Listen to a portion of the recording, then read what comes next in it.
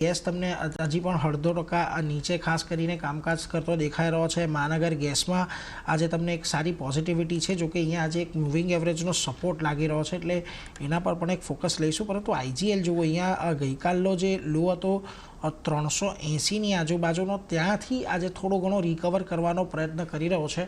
અહીંયા તમને કોઈ સ્ટોક પસંદ આવી રહ્યો છે યજ્ઞેશજી? કારણ કે જુઓ, આઈજીએલ છે કે જે 400ની ઉપર સસ્ટેન થવામાં થોડો નબળો પડી રહ્યો છે। એમજીએલમાં આજે તમને 20 દિવસની મૂવિંગ એવરેજથી થોડો એક સપોર્ટ દેખાઈ રહ્યો છે। અહીંયા કોઈ પસંદગી?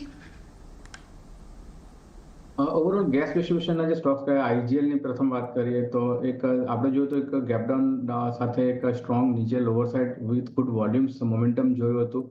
નીચેના લેવલ્સથી આપણે એક સ્ટ્રોંગ રિકવરી જોઈ રહ્યા છે, પરંતુ જે ઇમ્પોર્ટન્ટ લેવલ છે 400-405નો જે આપણે ગેપ જોયો હતો, એ ગેપ અત્યારે એક ઇમ્પોર્ટન્ટ રેઝિસ્ટન્સનું કામ કરી રહ્યો છે। હજી રીતની રિકવરી છે લોઅર લેવલ્સથી, મારું એવું માનવું છે કે 400ના લેવલ્સ પાસે હજુ પણ અહીંયા હજુ એક સાઇડવેઝ કન્સોલિડેશન થઈ શકે છે। સેમ વ્યૂ આપણે જોઈએ તો એમજીએલ છે અને ગુજરાત ગેસની અંદર પણ છે। તો ઓવરઓલ ત્રણેય સ્ટોક્સની આપણે વાત કરીએ તો એક પોસિબિલિટી વેરી હાઈ છે કે એક સાઇડવેઝ કન્સોલિડેશનમાં હજુ કાઉન્ટર કન્ટિન્યુ ટ્રેડ કરી શકે છે। તો અત્યારે ટાઈમ બિંગ અવોઇડ કરવું જોઈએ। ટાઈમ બિંગ થોડું અવોઇડ કરવાની સલાહ ખાસ કરીને અહીંયા ધ્યાન તમે રાખતા રહેજો। પરંતુ જો આજના